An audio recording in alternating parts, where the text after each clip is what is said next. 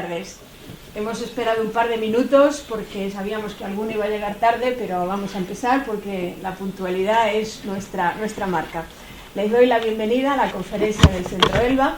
Para quien no nos conozca, además de cursos, damos conferencias, les recomendamos que nos sigan en nuestra página. Yo siempre hago publicidad, o sea que quien no me conozca que se vaya acostumbrando. Y abajo tienen alguna información de las próximas actividades. Y como en el Museo Arqueológico están teniendo lugar una serie de exposiciones, nosotros queríamos hacer lo de siempre, una visita con un profesor en la exposición y que nos contara algo. Pero resulta que la sala de la exposición, de las exposiciones en el arqueológico, es muy pequeña y no nos dejan llevar grupos. Entonces hemos dicho, vale, pues entonces los grupos los traemos aquí al instituto donde damos las clases. Siempre hablamos, convencemos a alguna profesora, hay algunas que siempre dicen que sí, gracias Claudia, y entonces las damos aquí y ya está. Entonces, tutti contenti, como diríamos en Italia. Entonces, hoy vamos a hablar, bueno, el primero les voy a presentar a la doctora Claudia Alonso Moreno. Lo he dicho bien porque siempre te bailo los apellidos, sí, hoy lo he dicho bien.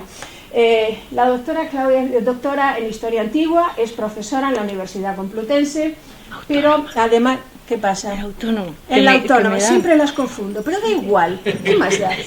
Siempre las confundo. Bien, pero además de buena amiga, es una profesora habitual en nuestro centro. Suele impartir clases generalmente de lo que es su ámbito, que es el ámbito micénico, y además de hecho, creo que es en enero la fecha porque no me he traído ningún papelito, pero habrán visto el cartel abajo, tiene preparado un curso que será presencial y a distancia, siempre hacemos las dos cosas, ya nos tenemos que habituar, sobre Troya y los Ajiyawa, los hititas. Lo he dicho bien ahora, ¿no? Bien. Entonces, les doy la bienvenida, les invito a que vean los carteles que tenemos abajo y ahora vamos a escuchar una conferencia sobre Maneddu. ¿Quién es Maneddu? Pues es ese personaje que tenemos allí, esa gran escultura, conocida familiarmente como Il Pugilatore, el boxeador, y que ahora mismo es de Cerdeña y que ahora mismo se está exponiendo en el Museo Arqueológico Nacional. O sea que vamos a escuchar a Claudia, que nos vaya a contar un poco, y luego, quien no lo haya visto, pues mañana, pasado, cuando le dé la gana, se pasa por el museo y lo van a ver y ya conocerán su historia. Les doy nuevamente la bienvenida y a escuchar. Apaguen los teléfonos, por favor, para que no salgan. Mira, ¿ves cómo sabía que alguien lo tenía encendido? Vale, bueno, pues gracias Claudia, te escuchamos.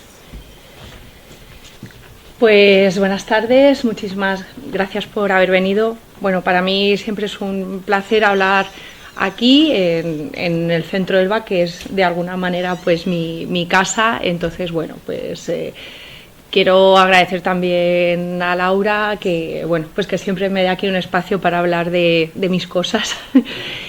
Y bueno, pues hoy vamos a ver un tema que siempre me ha interesado mucho porque es un ámbito cultural que está también profundamente interrelacionado con el ámbito del Egeo, si bien hoy no lo vamos a considerar desde esa perspectiva, porque vamos a conocer una pieza muy especial y en el contexto en el que se produce, que si es esta cultura, la cultura nurágica, que es la que digo que está conectada con mis queridos micénicos.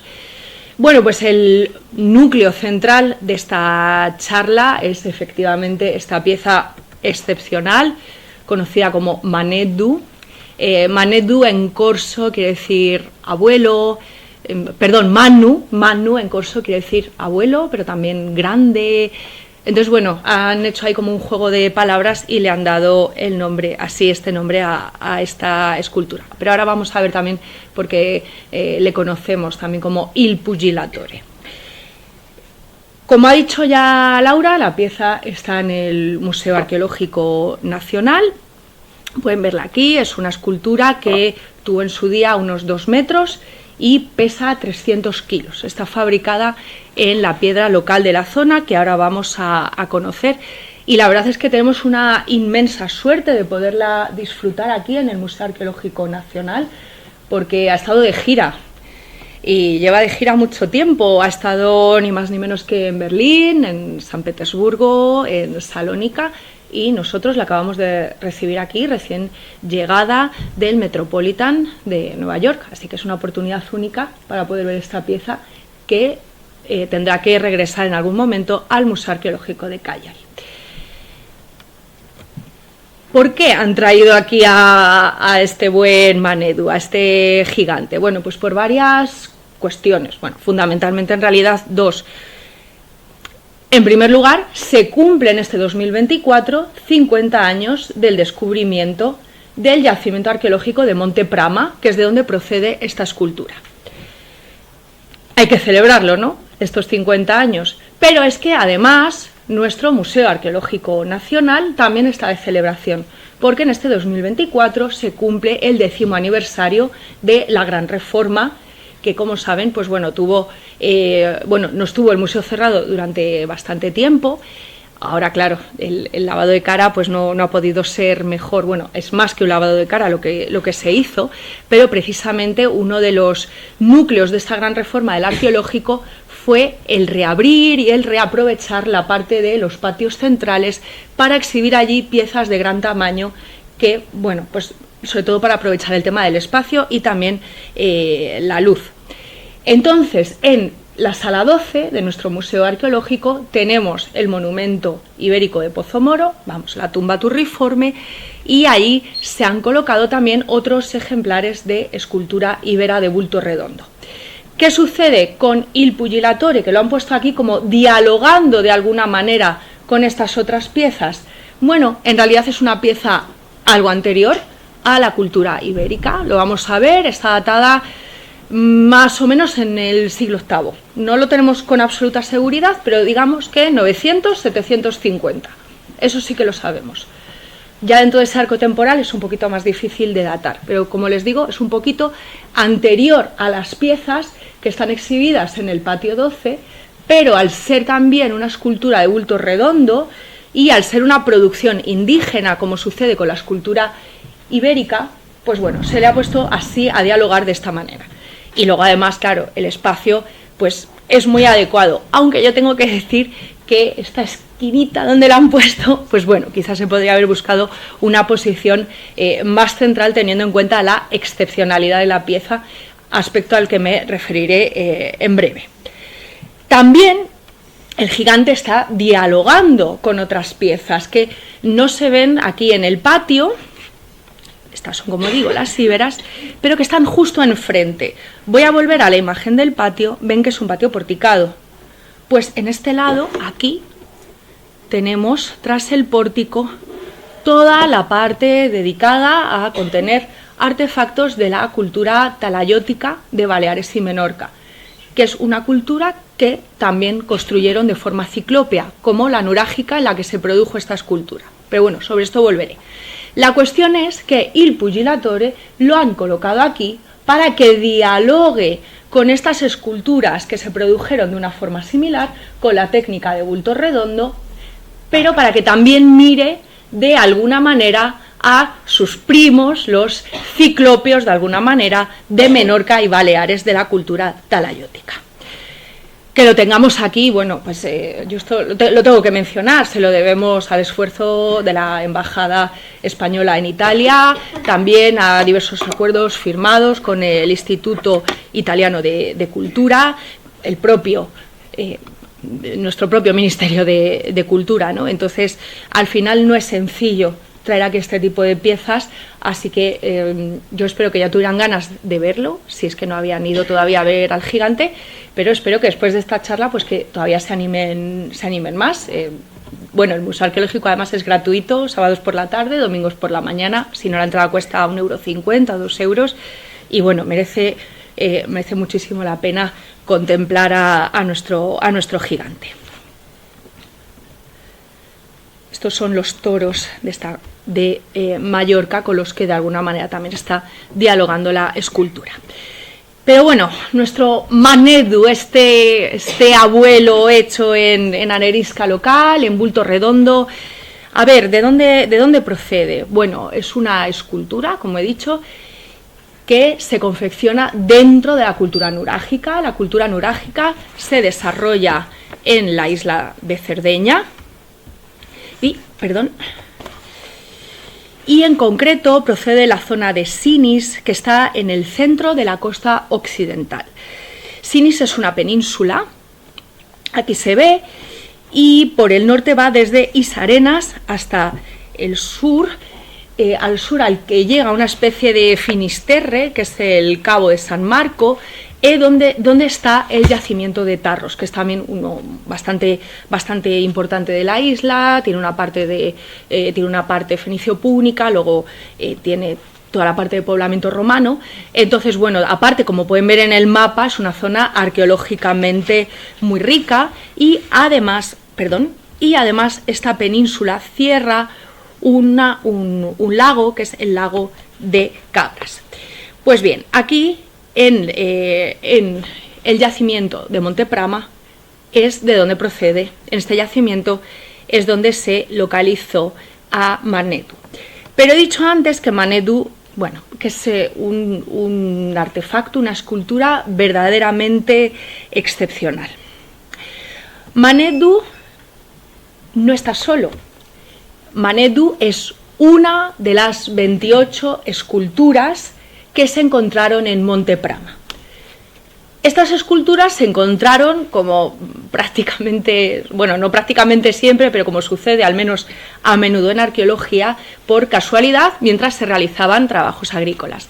En concreto, el hallazgo del yacimiento de Monteprama se lo debemos a Sisinio Podi, que estaba arando unos campos en esta zona cuando descubrió una cabeza hecha en arenisca de gran tamaño, muy similar a esta. Cuando los arqueólogos empezaron a trabajar allí, recordemos, es el año 1974, estamos ahora celebrando este 50 aniversario del descubrimiento de Monteprama, pues vieron que no había solamente una cabeza. Documentaron unos 5.000 fragmentos de estas esculturas de gigantes que pertenecían a 28 completas. La verdad es que el conjunto es mayor, pero bueno, ahora seguiré sobre ese tema. Los trabajos arqueológicos comenzaron en el año 1975, muy poco después del descubrimiento, y se han ido sucediendo a lo largo de las décadas hasta llegar a día de hoy. Tenemos una gran campaña entre el 75 y el 79, y luego los trabajos cesaron prácticamente del todo hasta el año 2014. Y desde 2014, más o menos de forma ininterrumpida, ya sí se han ido sucediendo diversas campañas de excavación, y en estas últimas campañas se han ido encontrando más fragmentos pertenecientes a más esculturas. ¿Por qué son estas esculturas realmente excepcionales? Bueno, este conjunto al que pertenece Manedu, o sea que él también es excepcional. Bueno, pues en primer lugar son los únicos ejemplos en estatuaria de piedra de la isla para este periodo, los únicos, pero es que además estas 28 esculturas de cuerpo entero recuperadas hasta ahora, bueno, o armadas hasta ahora, porque ya les he dicho que las más recientes excavaciones se han ido sacando más fragmentos que están bajo estudio. Pues bien, estas 28 esculturas, fruto de haber hecho este puzzle con los más de 5.000 fragmentos recuperados, son el conjunto de representaciones escultóricas humanas más antiguas de todo el Mediterráneo occidental. O sea, cuando estamos viendo a Manedu en el Museo Arqueológico Nacional, estamos viendo una de las representaciones de la figura humana en piedra más antiguas que tenemos en el ámbito del Mediterráneo en general, pero en concreto la más antigua del Mediterráneo occidental, junto con el conjunto al que pertenece. Esto es más o menos lo que fueron sacando a la luz los trabajos arqueológicos en los años 70. Porque claro, encontraron estas esculturas, estos fragmentos. Pensemos que son fragmentos de gran tamaño, no pensemos que encontraron cachos pequeños, pero encontraron destrozadas, rotas, estas 28 esculturas, insisto, en unos 5.000 fragmentos de diverso tamaño. Pero claro, ¿esto qué era? O sea, ¿por qué estaban aquí estas esculturas en este sitio? Es una necrópolis. El Monte Prama es una necrópolis de la que todavía no conocemos la zona de hábitat. Es una necrópolis muy particular, luego volveré sobre esto, luego volveremos a conocer un poquito mejor este yacimiento. Y lo que sí les voy a adelantar es que estas esculturas de alguna manera estaban representando a los grupos familiares que se estuvieron enterrando aquí en Monte Prama. Y además es una necrópolis ya un poco especial, ya no solamente por las esculturas, sino también por otros temas sobre los que volveré. ¿A quién entonces pertenecía esta necrópolis y quién hizo, por tanto, las esculturas del Monte Prama a estos gigantes? Pues ya les he comentado que se realizaron en el seno de esta cultura nurágica. La cultura nurágica hunde sus raíces en el Neolítico de la isla de Cerdeña. Más o menos, tenemos población ya en la isla desde el Paleolítico, desde finales del Paleolítico superior, pero ya vemos comunidades plenamente desarrolladas desde el Neolítico. Entre el Neolítico y el Calcolítico, es decir, más o menos entre el sexto y el tercer milenio, observamos unas comunidades plenamente organizadas, jerarquizadas y que desarrollaron extensas redes de contacto con sus vecinos europeos, pero también del ámbito del Egeo. ¿Por qué? Bueno, pues porque la zona del Monte Arqui, la ven marcada aquí en la imagen, es rica en obsidiana. La obsidiana, y esto yo se lo digo mucho a mis estudiantes, que era una de las materias primas estratégicas en la antigüedad. O sea, bueno, cuando estamos hablando de Neolítico, Calcolítico, ya para el bronce no tanto, pero es una materia prima fundamental, sobre todo en este Neolítico Calcolítico. No era el petróleo de la época, pero bueno, quizá un poco sí, porque estas redes de comercio de la obsidiana de larga distancia, bueno, pues unían pues a lo mejor la zona de Cerdeña con el mar Báltico, por hacernos una idea de la escala, de cómo eran estas redes de intercambio. O la propia obsidiana de la isla de Melos también ha aparecido diseminada por prácticamente todo el continente europeo. Bueno, la cuestión es que ya vemos a estas comunidades plenamente desarrolladas, insertadas en estas redes de intercambio de larga distancia, y antes ya les he comentado que la cultura nurágica es megalítica. O sea, a partir de un determinado momento, ellos van a empezar a construir tumbas, torres, ahora lo veremos, con grandes bloques de piedra.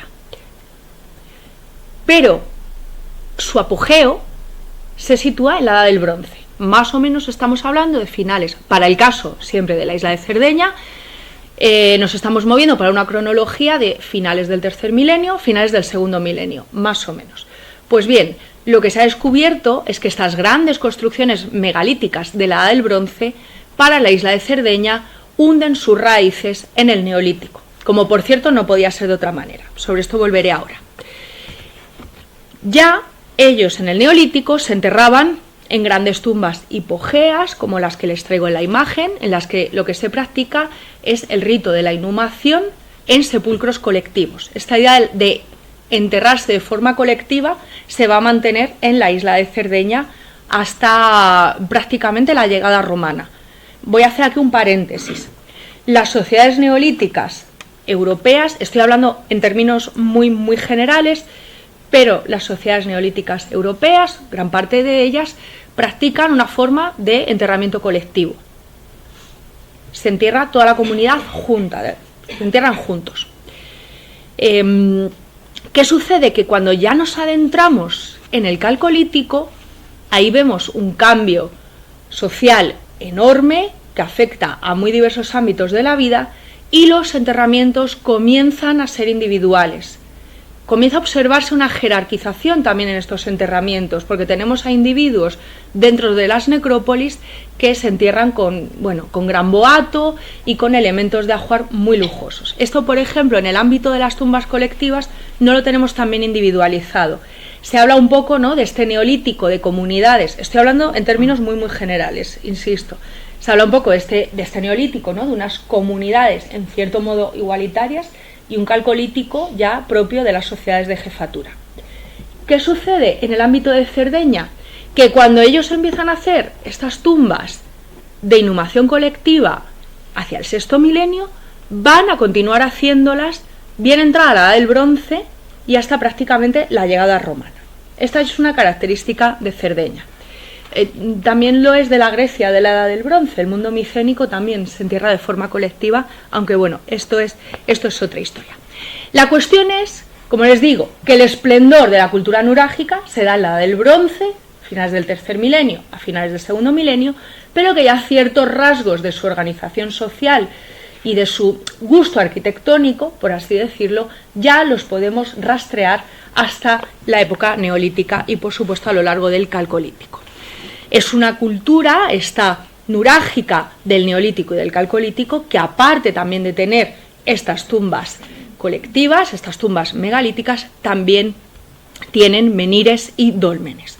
Es decir, que al final siguen un poco la moda europea del momento. Lo que sucede es que en otros ámbitos de Europa, hacia el calcolítico, van a abandonar este tipo de estructuras, pero en Cerdeña continuarán, bueno, también en el sureste peninsular, en el ámbito de la cultura de los millares, y la Grecia micénica lo va a perder y luego lo va a recuperar.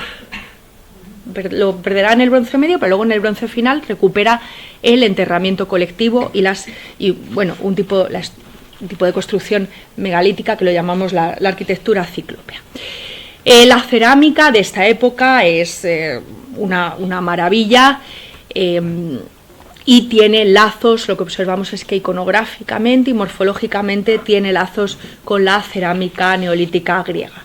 O sea, insisto, es una cultura que está inmensamente relacionada, ya desde calcolítico y neolítico, con todos sus vecinos. Tienen también, por supuesto, este tipo de diosas madres, y ya también empiezan a espuntar estos nurágicos en otro ámbito, que es el de la metalurgia. Ya empezamos a ver para el calcolítico el dominio de la técnica de los bronces arsenicados.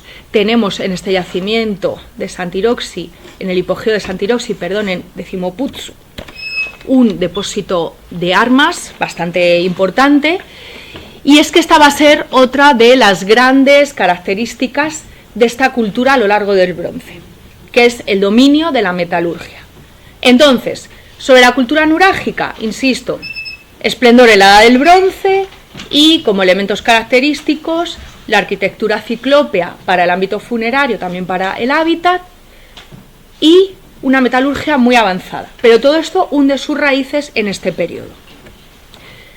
Esto es un mapa un poco de esta Europa neolítica y megalítica.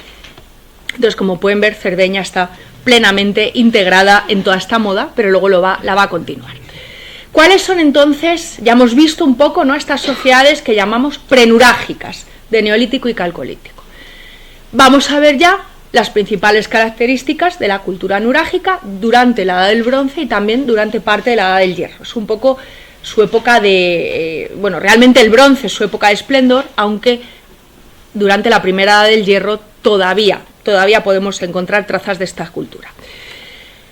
¿Cuándo inicia más o menos? Pues en un bronce antiguo, que ubicamos hacia el 1700 a.C., y creemos que termina hacia el 700 esta cultura, que sería... realmente este sería, antes he mencionado que sería a finales del primer milenio, cuando termina la Edad del Bronce, pero es verdad que en el ámbito de Cerdeña sigue un poquito más allá del primer milenio. Es una fase entre el Bronce final y el Hierro I un poco difusa. Incluso hay algunos estudiosos que dicen que realmente la cultura nurágica, que tuvo vitalidad y que estas gentes continuaron viviendo de esta manera hasta la conquista de la isla de Cerdeña por parte de la República Romana ya en el siglo III a.C. La cultura nurágica, ya lo hemos visto que desde época neolítica y calcolítica mantuvo intensos contactos con el Egeo. Esta va a ser también una tónica de la cultura nurágica, del bronce y del hierro, y ya no solamente con el Egeo, sino también con el resto del Mediterráneo oriental y muy especialmente con la isla de Chipre. ¿Por qué con la isla de Chipre? Bueno, una de sus características más importantes, ya la he dicho, que es la de que eran maestros en el arte de la metalurgia del bronce. El bronce bueno, a veces ahí metían un poquito de otras cosas para alterar las aleaciones, pero un bronce bueno, bien hecho, lo que tiene que llevar sí o sí es es cobre y estaño. ¿Qué hay en la isla de Chipre? El cobre. Entonces, por eso desarrollaron intensos contactos con la isla de Chipre. La cultura nurágica, como tal, se desarrolla a lo largo de 5 fases, 3 durante la Edad del Bronce y 2 ya durante el primer milenio, con esa larga transición a comienzos del primer milenio, y realmente su esplendor, o sea, el esplendor como tal de la cultura nurágica realmente pertenece al Bronce final. Les doy estos datos simplemente para que los conozcan, porque, bueno, porque al final la cronología a veces siempre nos lía un poco, pero para saber al menos dónde nos estamos ubicando. Y ahora aquí surge otra característica, aquí sí que surge una característica, digamos que, aunque tenga sus antecedentes en estos dólmenes y en estos menires de la época del Neolítico y del Calcolítico, aquí sí que vemos una innovación. O sea, ya dejamos esta época prenurágica, estamos ya en la época nurágica plena, y aquí ya sí que vemos una innovación que son las nuragas. Hombre, es que las nuragas son las que dan nombre a esta cultura. Su apogeo se produce en la fase nurágica 3, esto es un detalle, la fase nurágica 3 se corresponde precisamente con el Bronce final. Estaríamos hablando de 1200 al 1000 en la isla de Cerdeña, y que incluso, bueno, continuaría parte de ese primer milenio antes de Cristo. ¿Qué son las nuragas? Bueno, las nuragas son torres troncocónicas cilíndricas. Se construyen con piedra local, con grandes bloques de piedra, sin ningún tipo de paramento, sin ningún tipo de sistema de cimentación, o sea, sin pegamento, diciéndolo así, de forma que nos entendamos. Las nuragas realmente lo que son torres. Hay en la isla de Cerdeña alrededor de unas 6000 torres de este tipo, y a veces estas torres se combinaban para crear grandes conjuntos fortificados. Es muy interesante que a veces están aisladas en el territorio, pero otras veces en torno a ellas se crearon poblados. Sobre sus posibles funciones, parece ser que funcionaban como lugares centrales, como almacenes de grano. Entonces, bueno, pues habrían tenido una función defensiva, por un lado, del excedente allí acumulado, pero también habrían podido servir de defensa para la comunidad en un momento de peligro, porque o sea, son cilíndricas, por dentro están huecas, o sea, se puede guardar el trigo, se pueden guardar animales, pero incluso también las personas se pueden proteger allí. Se ha hablado mucho sobre si tenían algún tipo de cubrición adicional, parece ser que no. Y por dentro tienen esta forma cilíndrica que les decía, y se cubren con una falsa cúpula. La tipología es diversa, las encontramos a veces más grandes, más pequeñas, a veces, ya lo he mencionado, están aisladas, a veces forman conjuntos, o sea, las hay de muy diversos tipos. He hablado de la función de defensa, pero claro, también actúan como marcadores de territorio. O sea, pensemos en esta isla de Cerdeña, en la que hay diferentes comunidades, y cuando las personas se desplazaban de un lugar a otro, en un ámbito de economía agropastoral y en el que funciona la transhumancia, que además creo que todavía funciona a día de hoy, en Cerdeña todavía es algo residual, pero todavía hay personas que se dedican a esta actividad. Entonces pensemos en estos movimientos de personas, y que cuando llegaban a un sitio quizá desconocido, veían ahí en medio un poco del paisaje una de estas torres. Eso sirve como advertencia, pero sirve también, ¿no?, para mostrar que allá hay una comunidad en algún sitio que es la dueña, la propietaria de ese territorio. Y parece ser que también tuvieron algún tipo de función ritual, porque en algunas se han encontrado figurillas de bronce, de las que hablaré ahora, aunque esto no está tan claro. Pero en algunos casos sí que se han encontrado restos y evidencias de actividad ritual.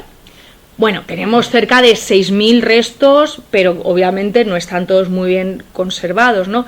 Algunos de las mejores nuragas conservadas son las de San Antinu, y también la de San Uraxi Barumini, que es una de estas, ahora lo veremos, que forma un poblado. Pero bueno, en la imagen puede ver la de Santa Sabina de Silano. Esta es otra, la de Arcazzene, la de Sant'Antino en Oristano, que es también bastante importante. Y esto es la estructura de cómo sería una de estas torres por dentro. Si lo recuerdan, ya lo he mencionado, que estaban huecas y que tenían una terminación en una falsa bóveda. Algunas tenían una planta, otras dos. Ya he mencionado toda esta cuestión de esta tipología diversa.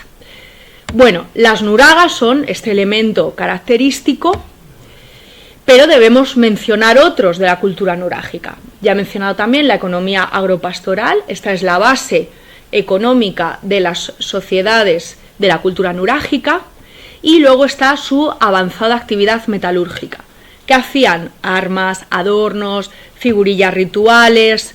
Se han encontrado en algunas de estas nuragas precisamente lingotes de cobre chipriota. El cobre se extraía de Chipre y circulaba por todo el Mediterráneo oriental y central con la forma de estos lingotes de cobre puro. Si se fijan, la forma es la de una piel de toro extendida, que es un motivo también muy extendido, un motivo iconográfico muy extendido en el mundo fenicio. Y de hecho se transmite, por ejemplo, este motivo de la piel de toro haciendo esta forma, se transmite a la península ibérica y lo tenemos representado en diversos altares. Pues, por ejemplo, en el Carambolo lo tenemos, en Canchorroano y también en en Casas del Turuñuelo, que hablaremos de este sitio en enero. Pero vamos, que este motivo de la piel de toro, este motivo iconográfico, está muy extendido en el Mediterráneo del Bronce final y también de los comienzos de la Edad del Hierro, y, como les digo, era con este motivo con el que se forjaban con el que se elaboraban estos lingotes de cobre chipriota. Parece ser que es una forma bastante buena para transportar el cobre en los barcos. Este en concreto se encontró en la nuraga de Serra Ilixi. En lo que eran verdaderamente maestros, estos integrantes de la cultura nurágica, era la técnica de la cera perdida. Para hacer una figurita con esta técnica, con la cera perdida, se hacía el modelado con la cera de abeja, y luego esta pieza se recubría con arcilla. Y lo que se hacía era dejar unos orificios que fueran desde la superficie hasta la figurita de cera, de tal manera que luego esto se metía en un horno, la cera se disolvía y lo que se creaba era un molde. Y luego, a través de esos orificios, claro, obviamente la arcilla solidificaba, se creaba una cerámica, o sea, un material que tú luego podías someter a una temperatura mayor, y lo que se hacía en esos orificios que se habían creado ya era introducir el metal líquido, y luego finalmente eso se dejaba enfriar, se rompía el molde y te quedaba pues tu figurita hecha de bronce. Esto es la técnica de la cera perdida, y como ya les he dicho, la cultura nurágica pues la tuvo en muy alta estima. Tenemos, por ejemplo, algo que les encantaba eran pues hacer este tipo de figuras de barcos.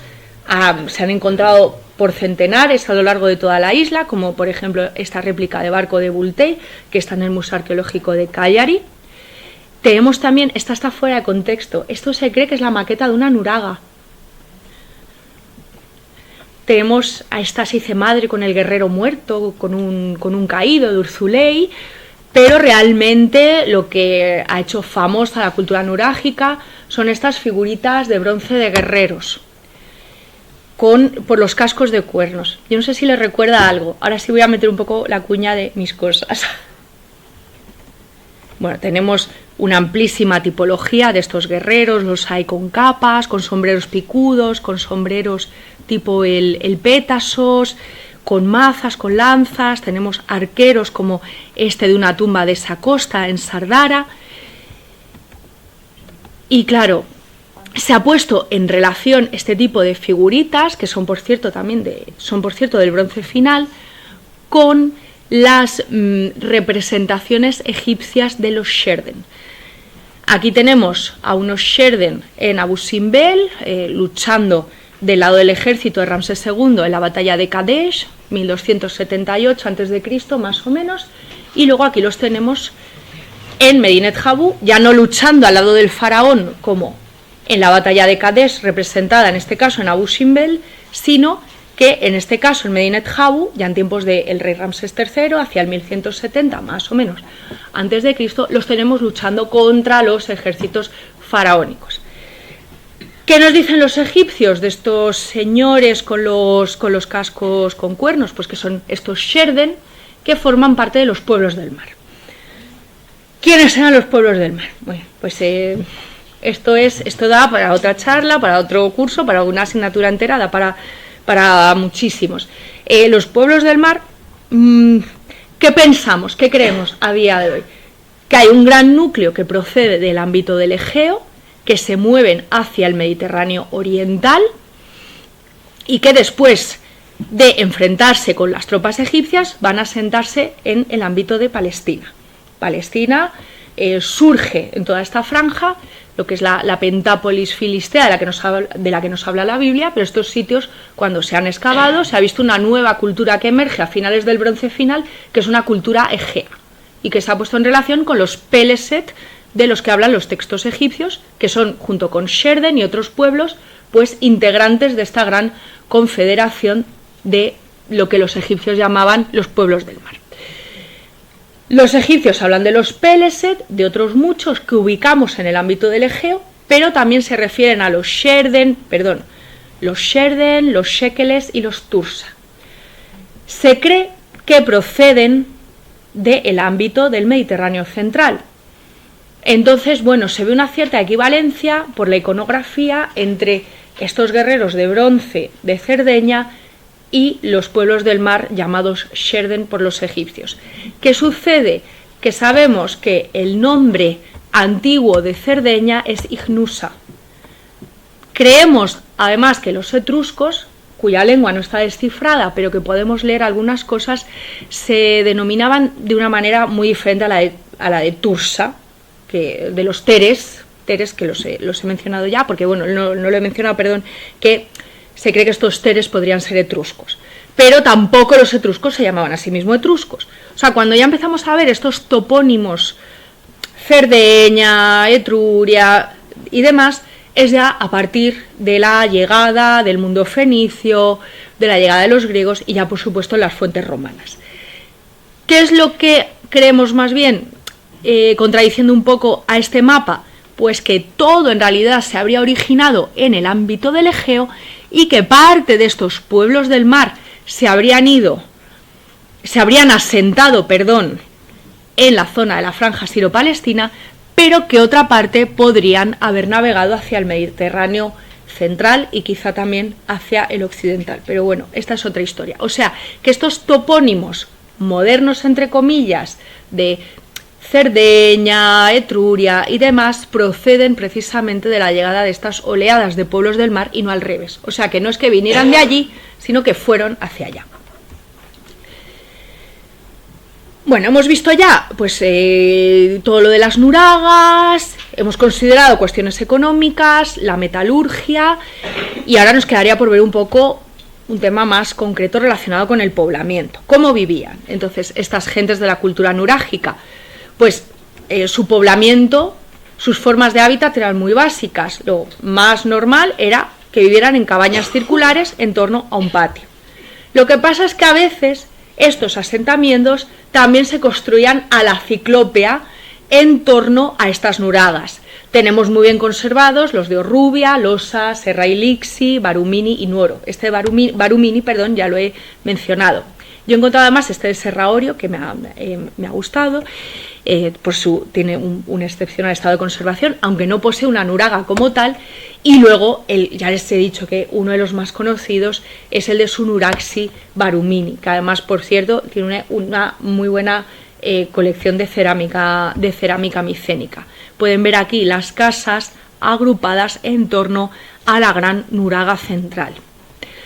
Repito, tiene funciones defensivas, de lugar como de punto de control de territorio, pero no parece en principio que fueran, no lo he mencionado, pero lo digo ahora, porque esto a veces surge la pregunta de, ¿pero las nuragas podrían ser la residencia de un jefe? ¿Pueden funcionar a modo de palacio?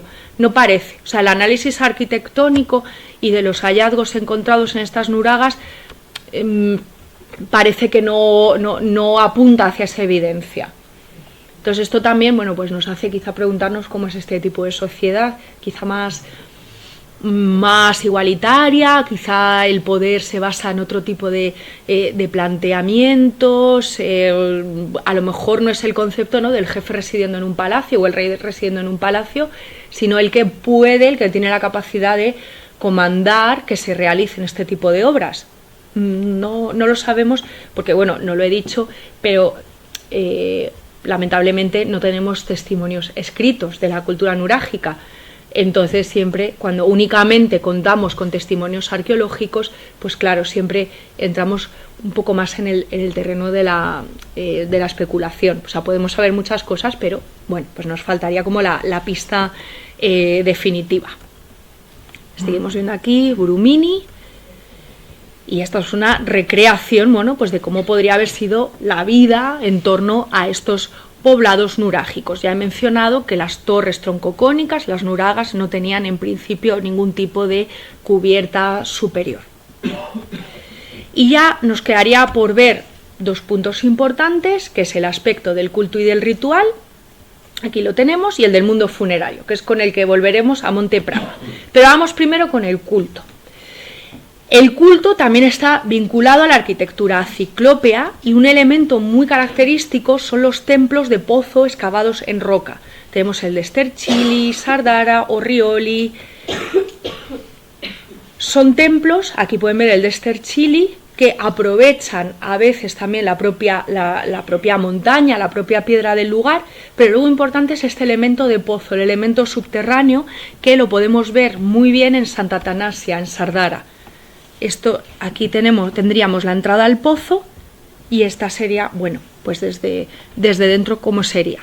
En estos pozos, en algunos de ellos, se han encontrado también de estas figuritas, como las que hemos visto antes. Y luego, finalmente, el tema del rito funerario. Se inhuman de forma colectiva en sepulcros megalíticos de corredor y cámara, pero también en cuevas naturales o artificiales, que se llaman, estas ensardos, son las tumbas de esos mannos, que son las tumbas de gigante, que es como una manera popular de conocer a todo este mundo funerario de la cultura nurágica. ¿Qué es lo que va a suceder? Pues que este tipo de enterramiento, que es tan común ya lo hemos visto, ¿no?, desde el Neolítico, cuando lleguemos al bronce final y a los comienzos de la del hierro, va a cambiar un poco. Y ya van a dejar de enterrarse de forma colectiva para empezar a enterrarse en pozos individuales. Y además también empieza a surgir por ahí la cremación. En este mapa pueden ver diseminados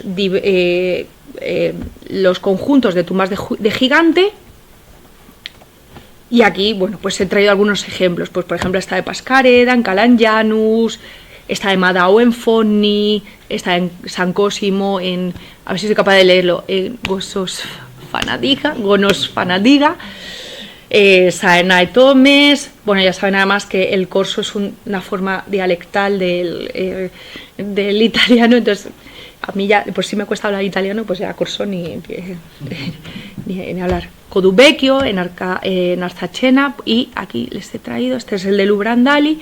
Esta es una tumba típica de gigante, no sería, o sea, tenemos cuevas, pero esta sería la forma típica de estas tumbas de gigante, y aquí van a poder ver una reconstrucción de cómo eran este tipo de tumbas, que tenían una fachada construida, tenía además una serie de elementos marcadores en el entorno, de betilos, y aquí sería la cámara funeraria, en la que, insisto, se practicaría la inhumación colectiva. Bueno, aquí un ejemplar de cerámica sarda, es una cerámica que es muy plástica, tiene siempre protuberancias, picos, siempre hablo, claro, está de la cerámica de calidad, no la cerámica más vasta de cocina, pero tiene unos elementos plásticos muy característicos. Y bueno, quiero también decir que esta cultura, bueno, tiene una serie de... la riqueza arqueológica es enorme, entonces yo todavía no he estado en Cerdeñas, pero poder ir pronto algún día. Aquí pueden ver algunos de los principales monumentos, bien sean poblados, nuragas aisladas, tumbas de gigantes, o sea, tiene que ser una maravilla. Bueno, volvamos un momento al mundo funerario, porque con este mundo funerario volvemos también a Monteprama, a nuestra necrópolis de Monteprama, con nuestros reconstruidos hasta ahora 28 gigantes, pero va a haber muchos más.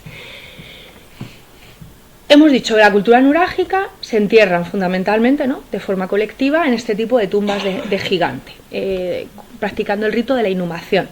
Pues bien, Monteprama es también una necrópolis de inhumación, pero en la que vemos ya el cambio de este tipo de inhumación colectiva en estos corredores a los enterramientos en pozos.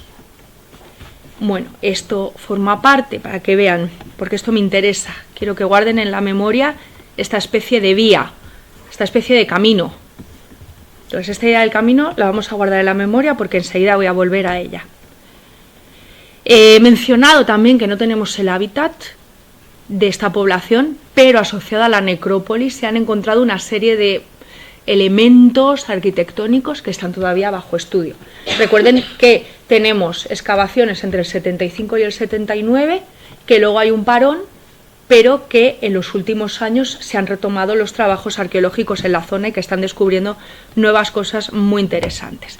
Esto es cómo quedaría el yacimiento tras el final de la campaña de 2022. Estas son las estructuras a las que antes me refería y parece que la arqueología aérea también nos dice que todavía quedarán más cosas por sacar a la luz.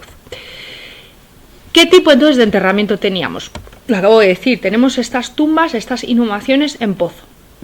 Tenemos tres fases, por cierto. Tenemos esta primera desde el siglo XI al siglo X, en la que el individuo pues se coloca, bueno, así como agachadito, parece ser que había que atar, yo no soy una experta en este campo, pero parece ser que para que los cuerpos queden en esta posición, por el tema del rigor mortis y demás, hay que atarlos. Pero bueno, la cuestión es que los individuos se colocan así, en esta posición fetal, y en la fase 1 son estructuras un tanto rudimentarias, simplemente se cava el pozo, se mete ahí al señor o a la señora, se echa tierra y luego sobre esa tierra se ponen unos guijarros. La fase 2, pues vemos, es un tipo arquitectónico un poquito más elaborado, pero lo que se hace es que la cubrición, en vez de ser simplemente con guijarros, pues se pone encima una laja de piedra. ¿Recuerdan este camino funerario? Pues bien, todas las tumbas se han ido encontrando alrededor de este camino. Las de las fases 1 y 2 están dispersas, no tienen ningún orden, están como al azar de alguna manera. Pero llegamos a la fase 3, que la he puesto aquí subrayada en negrita y todo por algo. A esta fase es a la que se corresponden los gigantes de Monteprama. Ya no vemos ni siquiera estos guijarros a los lados, ya directamente el muerto se cubre con una laja. Y estos individuos ya no tienen ajuar. Los de las fases 1 y 2 tenían un poquito de ajuar, estos ya no. Pero ya las tumbas no se van a disponer ya las tumbas no se van a disponer al azar. Tenemos aquí esta calle funeraria y lo que se ha descubierto para la fase 3 es que los individuos enterrados para esta cronología se ubican en grupos que van de alguna manera formando calles perpendiculares a este gran camino central. Y estos grupos, o sea, nos hacemos una idea de una calle, así, esta calle funeraria, y tenemos a estos grupos. ¿Y estos grupos cómo se dividen? Pues con una serie de lajas verticales entre ellos y además poseen una serie de betilos. Los betilos son pilares de piedra que en principio, bueno, se les ha llamado betilos, no sabemos si son betilos. Los betilos en el mundo mediterráneo representan a la divinidad.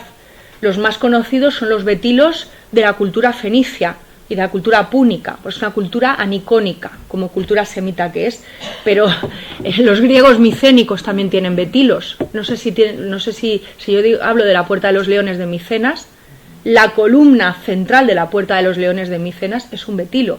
Los micénicos practican el culto al betilo. Hay muchísimos testimonios sobre esta cuestión. Entonces, bueno, tenemos como estas calles de tumbas perpendiculares a la gran calle central, separadas por lajas de piedra vertical y marcadas también con betilos. ¿Solo con betilos? No.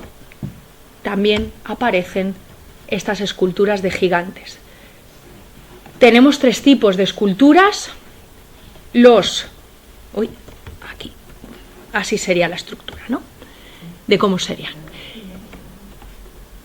Tenemos, por un lado, a los conocidos, hablo dentro de la tipología de los guerreros, de los gigantes, perdón, tenemos 3. Por un lado los guerreros, por otro lado los arqueros, que en esta imagen no tendríamos alguno, pero sería, o sea, alguno que se vea con mucha claridad, pero sería uno de estos. Y luego tenemos a los boxeadores, como nuestro Manetho. Los boxeadores llevan el brazo derecho extendido sobre la cabeza, sosteniendo una especie de escudo, de la mano izquierda, y en su mano derecha se les llama así boxeadores, ¿no? Son pugilatori porque llevan una especie como de guante. Llevan la mano enguantada, es una forma que recuerda de hecho un poco a los guantes de un boxeador, de ahí el sobrenombre, y parece ser que podrían haber sido para haber estado sujetando algún tipo de puñal que no se han encontrado. Y este sería el aspecto de la necrópolis de Monte Prama. Estamos hablando, insisto, de en torno al siglo VIII. Pero claro, estas esculturas se han encontrado totalmente machacadas. Se cree que este conjunto funerario se desmantela y se machaca hacia el siglo IV, momento que coincide con la extensión del dominio cartaginés sobre la isla. Los fenicios, bueno, aquí tienen otra reconstrucción, los fenicios van a llegar a la isla de Cerdeña como mínimo hacia finales del siglo IX, hay evidencias arqueológicas, tenemos también la estela de Nora, en el que bueno, hay un señor que hace una dedicación al dios Pumai en la isla de los Sherden, en Cerdeña, y digamos que el poblamiento, la estela de Nora, que se encuentra en 1773, es un hallazgo fortuito, se halló en Pula y se puede ver hoy en día en el Museo de Cagliari. La estela de Nora presenta muchísimos problemas de traducción y interpretación, yo les he comentado la interpretación más extendida, pero bueno, la cuestión es que tenemos atestiguada la llegada de fenicios desde finales del siglo IX, o sea, en el momento en el que Monte Prama está en plena actividad, pero en el siglo IV coincide este momento de expansión del dominio cartaginés sobre la isla con esta destrucción, con esta estrategia, ¿no?, de amortización de los gigantes de Monte Prama. ¿Puede estar vinculado? Pues no sabemos lo primero por qué se destruyen los gigantes. Es verdad que en el ámbito ritual mediterráneo, cuando algo se deja de utilizar, un templo, una necrópolis, algo, hay que hacer un ritual y algo se tiene que romper. Por ejemplo, las caras que pertenecieron a un conjunto escultórico de Casas del Turuñuelo. Aquí, esto ya os digo, esto es muy típico de todo el ámbito del Mediterráneo. O sea, aquí yo veo que se realizó algún tipo de amortización. Quizá vinculada a la extensión del dominio cartaginés, pues no lo sabemos. Pero, por ejemplo, aquí en Península Ibérica, es verdad que coincidiendo con la con la extensión, del dominio cartaginés, cartagineses descendientes de fenicios de Tiro, por cierto, hay cambios en la escultura, en las formas de la escultura íbera. O sea, hay cambios que afectan directamente. Por ejemplo, la dama de Elche, sabemos hoy en día que era una escultura como poco sedente. Se han hecho algunas interpretaciones de que era una mujer que estaba en pie, pero las interpretaciones las que a mí me convencen más, lo que dicen es que era una escultura sedente tipo la dama de Baza. Y esto se cerró, la escultura. Entonces Juan Blánquez, entre otros, pues lo ponen en relación con ese dominio del ámbito púnico. Pero bueno, la cuestión es que no sabemos si tiene relación.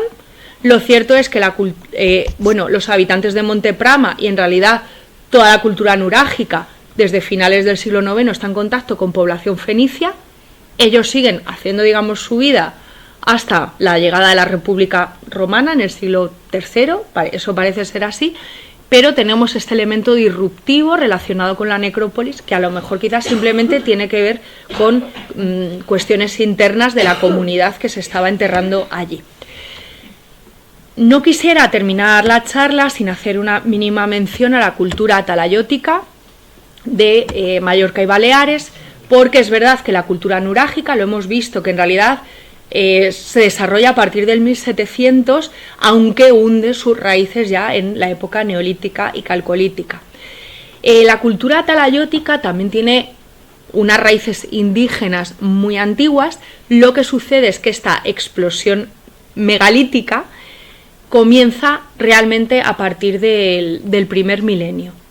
Vemos muchísimos paralelos entre la cultura sarda, entre la cultura nurágica y la cultura de Baleares. Entonces, no olvidemos también, cuando veamos a Mannedu, que no nos deja ver un poco el patio del Museo Arqueológico, toda la parte de la cultura balear, pero realmente está enfrente, que son dos ámbitos que estuvieron profundamente interrelacionados y que incluso Mannedu, cronológicamente, sí que casa ese momento con el auge de la cultura talayótica en Menorca y Baleares. Y además, bueno, tenemos algunos elementos, vamos, es que los talayot son nuragas prácticamente. Lo que pasa es que las nuragas arrancan en la isla de Cerdeña, este tipo de construcciones, hacia el 1700. Y en el ámbito balear son no un milenio más tardías, pero son al menos 500, 600 años más tardías. Entonces, bueno, la cultura nurágica nos permite, ¿no?, vincular todo este ámbito de las construcciones megalíticas con el ritual, con el control de los grupos de parentesco del territorio, pero también con la defensa, con una determinada manera de vivir y de entender el hábitat y la economía. Como tal, el fenómeno megalítico es cierto que tiene un fuerte componente indígena, pero ya lo hemos visto, ¿no?, todas estas conexiones con el mundo atlántico y mediterráneo, vamos, con todo el ámbito europeo, y esta característica de que cuando en Europa se va a abandonar este tipo de construcciones megalíticas, en Cerdeña no solamente continúan, sino que encima viven una época de esplendor a lo largo de toda la Edad del Bronce. ¿Qué es lo que Monte Prama refleja? Estos cambios que hemos visto en la necrópolis a lo largo de 3 fases. Yo lo veo como una evolución de las formas de parentesco, de las formas de cómo se organiza esta comunidad. Llegados a un momento, estos grupos de parentesco necesitan individualizarse en la necrópolis de alguna manera y crean estas especies de áreas privadas, ¿no?, separadas por lajas de las de sus vecinos y marcadas cada una con una de estas esculturas. Aunque ya lo hemos visto también, que las esculturas son muy similares, o sea, también nos está mostrando una individualización de los grupos de parentesco, pero al mismo tiempo también ese deseo de mostrar una comunidad unida. Siguen utilizando la misma zona de necrópolis, utilizan un mismo tipo de elemento de representación, un mismo tipo de enterramiento, encima ninguno tiene ajuar, pero hay un deseo también de individualizarse al mismo tiempo dentro de la necrópolis. Pero es una individualización familiar, y es muy importante el que se vea. O sea, estás en la necrópolis, pero tiene que verse. ¿Y cómo se ve? Pues a través de nuestros gigantes como el de Mannedu. Sobre este final vinculado a la expansión púnica, bueno, esto es un tema que a mí me ha recordado, ¿no?, al ver esta coincidencia cronológica entre el momento en el que se destruyen las esculturas y el momento en el que los cartagineses toman el control de la isla, pero bueno, insisto que probablemente se deba a cuestiones internas. Y con esto pues terminaríamos aquí, y pues muchas gracias por vuestra atención.